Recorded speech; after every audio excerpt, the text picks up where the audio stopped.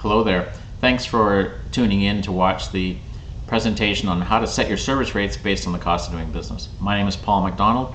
I am a consultant for BrandSource on retainer with them. I've been in the appliance business for some 38 years. I'm going to just tell you a little bit about my background before we begin, and then we'll get right into it. So, I started out in 1983 as a self-servicing dealer working for an appliance dealer, Tasco Appliances in Toronto, Canada. I created the service department for them, grew it to 8 technicians in those 7 years. And then in 1990, Frigidaire approached me and asked me if I would take over their factory service in the Toronto market.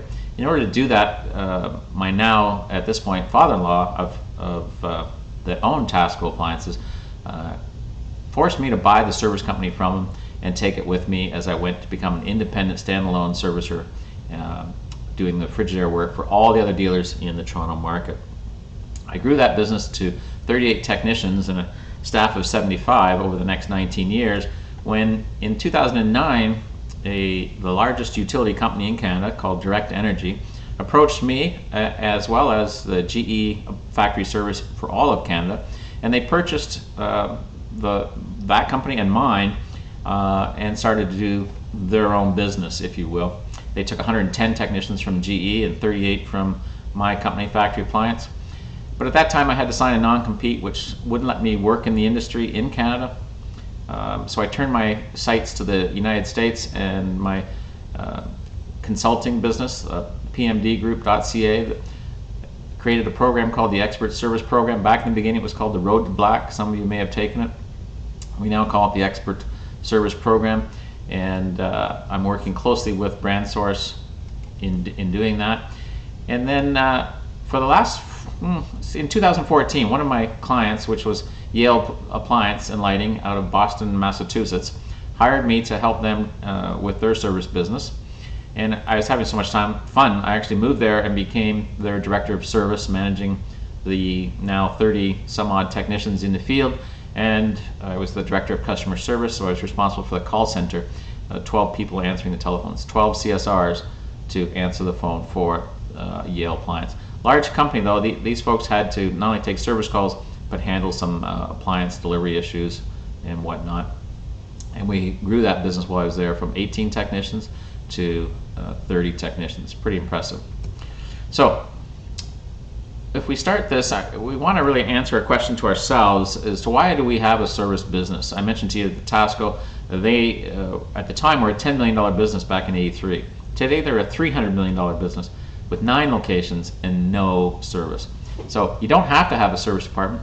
Plaza Appliance in North Carolina doesn't have a service company, and they're growing. They sold theirs to GE many years ago. So why do you have a service company? Is it just to take care of your customers because you weren't getting appropriate service from the manufacturers or for the other independents in your area or your marketplace? That's certainly the reason that I started in Tasco with that. You might feel that you have to. It's a cost of doing business. You might have that attitude. I don't support that and agree with you, unfortunately, because I believe that while service drives sales, sales drives service, or feeds is a better word possibly. Feeds service. So it's a two-way street here. It certainly differentiates you from the big box stores, which is a good thing. Gives you an advantage up on them. And lastly, hopefully it'll provide you do it so that you can provide additional margin contribution to your businesses, so that you can add some additional profits. Much of what I tell you today or talk about today, you either going to agree with me or you're going to disagree with me, and it's all based on your perspective of your business and how you see it. It's either one of the two, a cost center or a profit center. How do you want to run your service department? And that's only a decision that you can make. But I caution you as right now the margins may be very good and you all may be making a lot of money during this time of uncertainty in the country.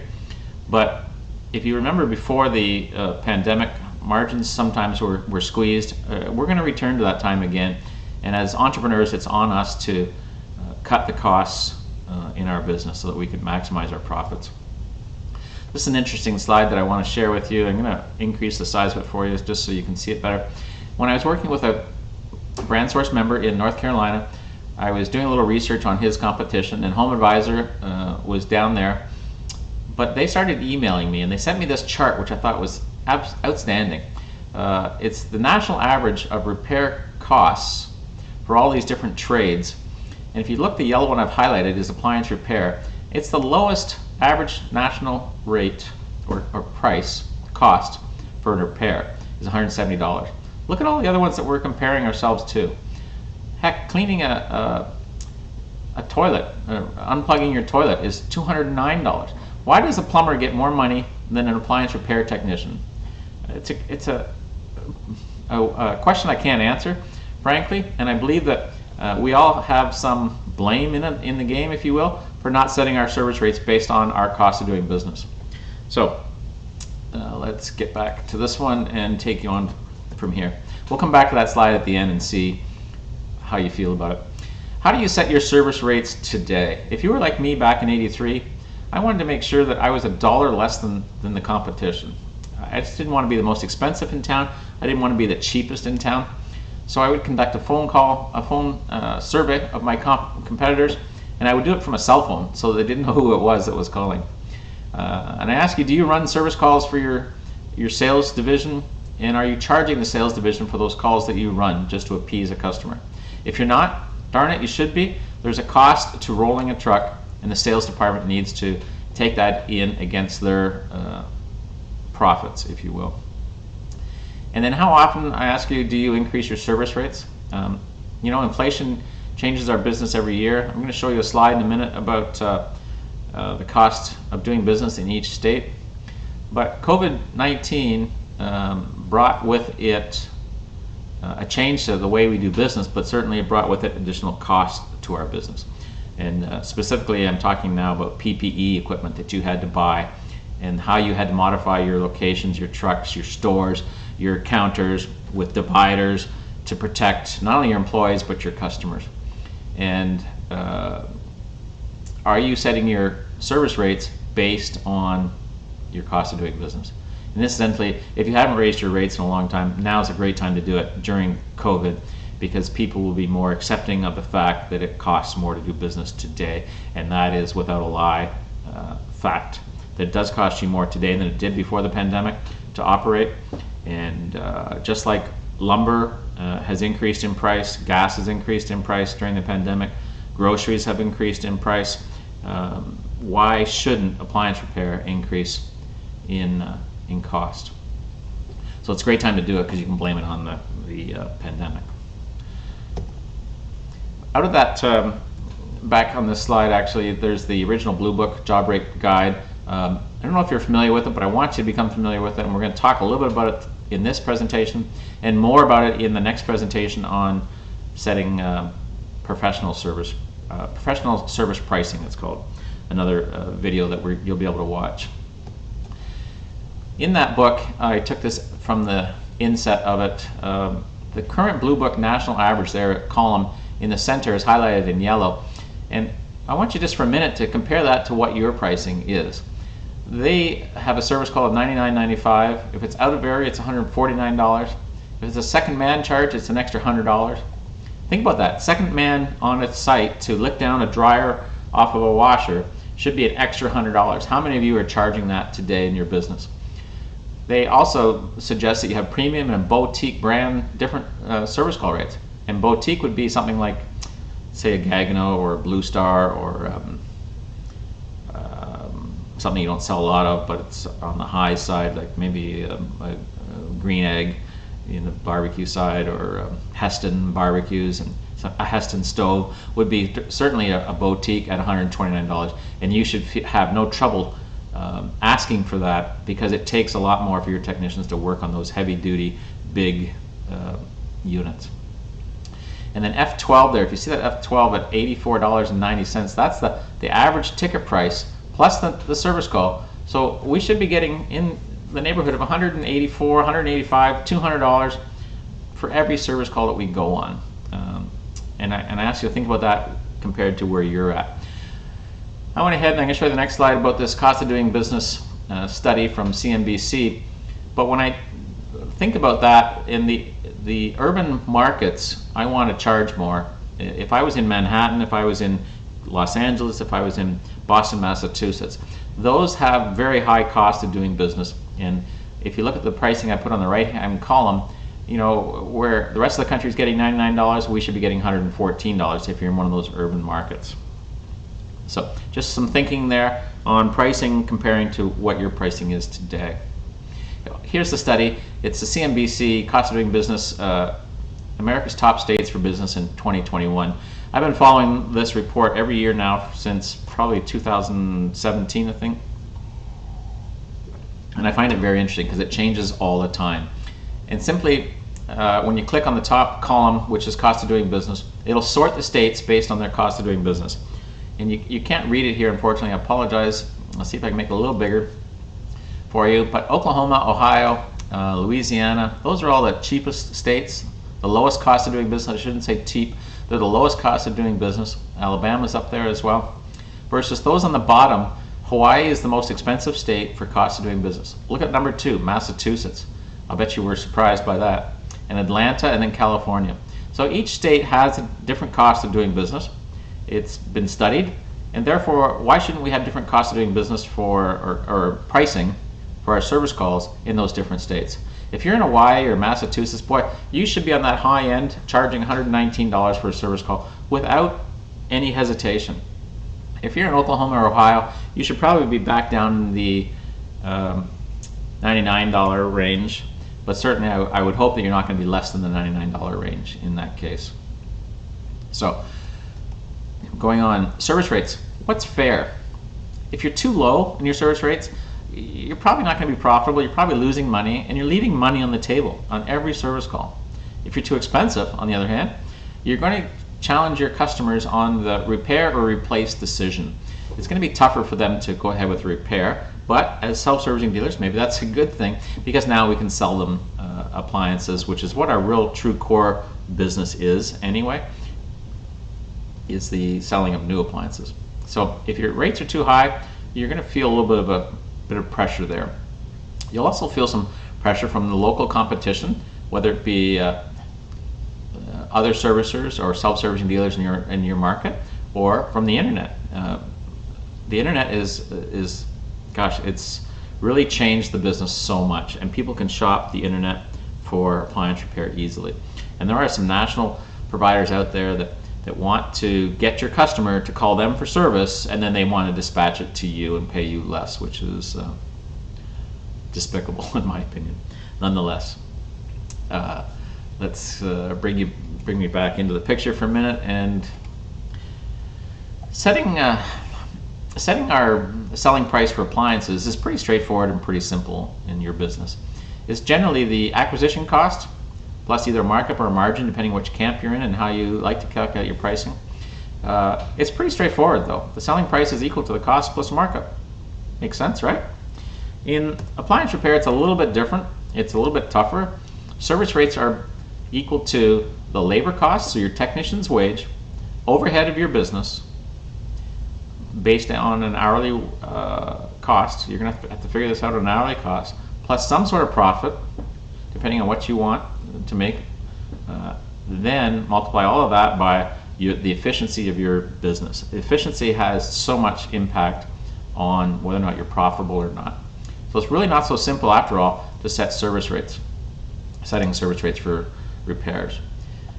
And we talked a little bit about efficiency. Efficiency here is equal to the technician's billable hours, also known as first call completes. Billable hours is, a technician comes to work for 8 hours every day, and you pay him for 8 hours, he goes out, and how many of those 8 hours is he able to charge back to a customer or a manufacturer for a warranty call? If it was in an 8-hour day, if he's only charging for 4 hours at the end of his day, that's only a 50% efficiency rating. It's not a good one. As a self-servicing dealer, I think our goals should be 60%. If we can get to 60% efficiency, we're doing a very good job. If we're below it, and I've seen as low as 13%, it's not so efficient, and it's therefore the cost per call has dramatically increased because they're not very efficient. And efficiency, or first call completes, is a company-wide effort. It requires relentless focus. Every day you have to be thinking, how can I get more calls completed today? How can I bill out more calls today? And what do I need to do that? As I've said, it's a team effort. The entire company needs to be on side here. Not only the company, but even the customer needs to help you in agreeing to scheduling times and not being home for one, and not asking you to do more calls while you're in the house. The customer has a part to play in your efficiency. Pre-screening calls has much to do with your efficiency, pre-diagnosing what you might need on a call to take it with you. And I go into many dealers today where they're booked out 2 weeks and they take a service call and they don't look at it again. After the customer service rep puts it into the computer, it's not looked at until the technician drives out to the customer's house. And this is a big miss for us in efficiency. We need to pre-screen those calls, all calls, making sure that they're first legitimate calls, and then secondly, what part should I take with me in anticipation with a goal of completing it in one trip. The more I can do in one trip, the more profitable I can be. The more times I have to go back, the less money, and in fact, it's going to start costing me money at some point.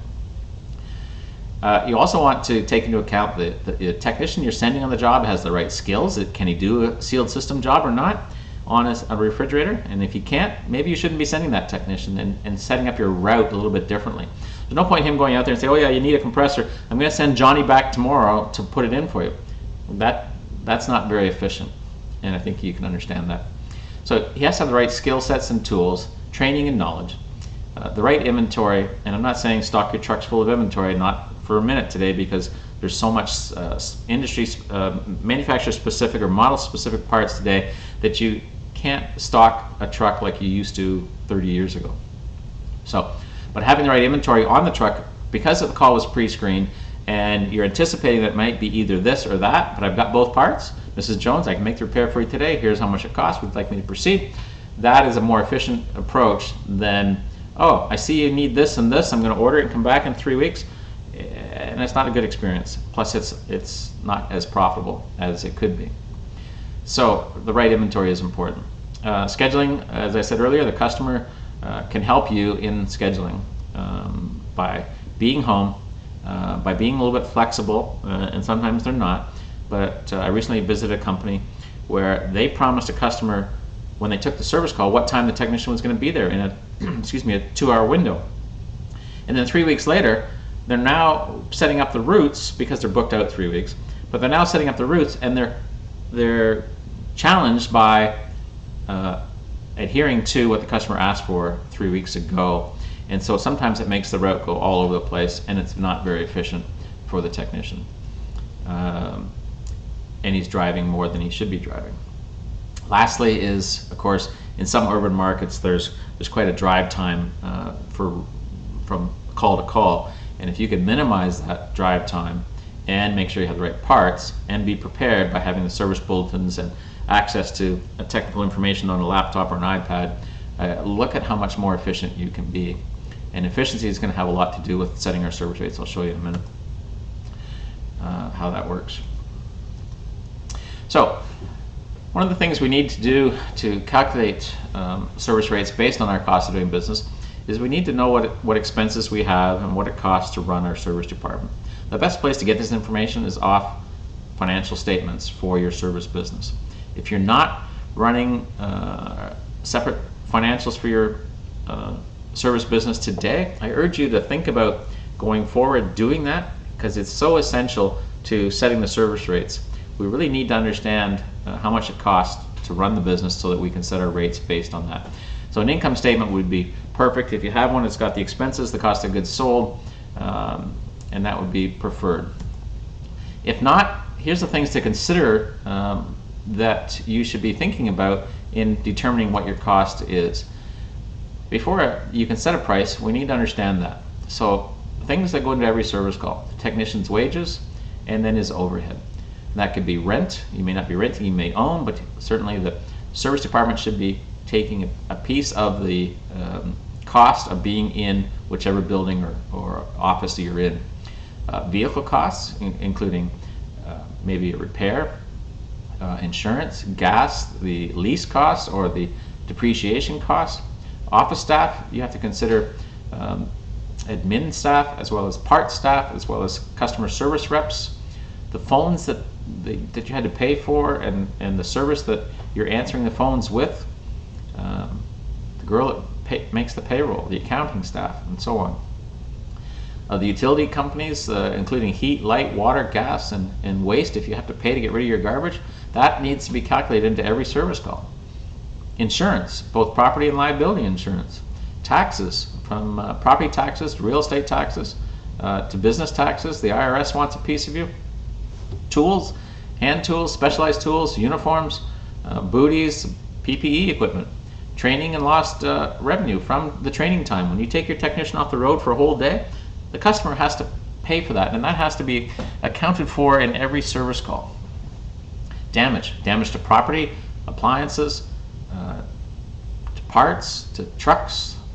There's always going to be some damages, and so by allocating the damages into the cost of our cost of a service call, we can build up, if you will, a pool of money to pay for those damages. Parts shrinkage is going to happen for sure. Technicians are going to use a part and forget to put it on the bill. They could lose it in their truck.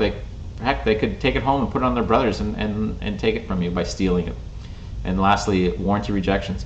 Often, as you know, service calls are rejected and the manufacturer doesn't pay for it, and you finally just give up and you throw it out. Well, you need to account for that in your cost of doing business. Workman's compensation, sick days, vacation days, and so on. All of this needs to be accounted for in every service call. So setting your service rates, break-even point is equal to the wages of the technician plus the overhead that we're mentioning here. Add the desired profit, whether it's 10 or 20 or 30%, only you can decide what profit is acceptable to you.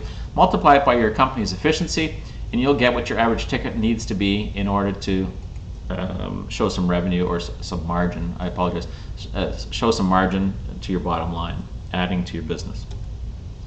Now here's a real easy way to do it if you don't have financial statements. If you don't have financial statements, the easy way to do it is take last year's department expenses and divide it by the number of completed calls last year. Problem with this is it's last year's numbers. There was a pandemic last year, but if it was not a pandemic year, year to year your costs change. So it's better to do it on a monthly basis and calculate it with current numbers for sure. But this is an easy way to do it if you don't have all those financials. It may work for 1- and 2-man shops, but it can be challenging when you get into 5 and 6 technicians. It doesn't work as well, I've found. There are tools that will help you, calculators for cost of doing business. United Appliance Servicers has one that's very good. I like it a lot. It's an Excel spreadsheet, and you simply fill in the yellow boxes on the Excel spreadsheet, and at the bottom it will spit out for you what the completed call rate needs to be. In this case, the completed call rate should be an average of $114 based on 75% efficiency. So that's not going to happen, but here it is at 63% efficiency up above, where the average ticket price needs to be $136. Based on, again, technician wage, the overhead, the profit that you want, and lastly the efficiency of your business. So you can get this from United Appliance Servicers Association if you join them, and joining United Appliance Servicers Association is $99 a year. It's worth every penny of it. I don't want you, the owner, to be the member. I want your service manager to be the member so that he has access to others that do the same job as he does, resources that will help him do his job. He'll build confidence, and he'll have a place to turn to get help when he's stuck.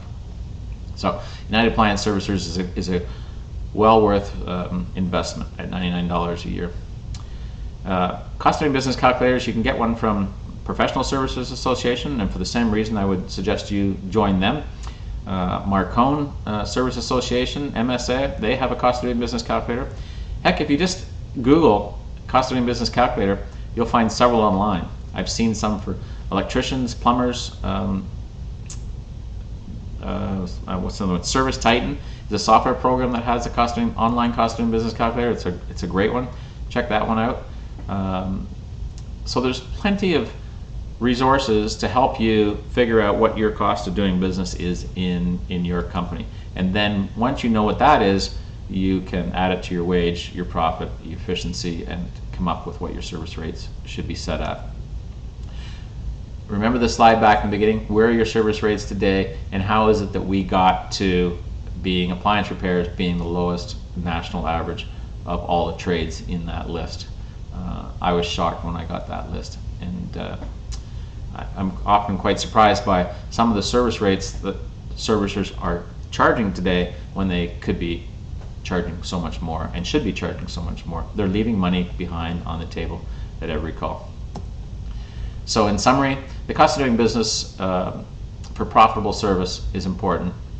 You have to measure what you manage, and that in particular I'm talking here about the efficiency of your business.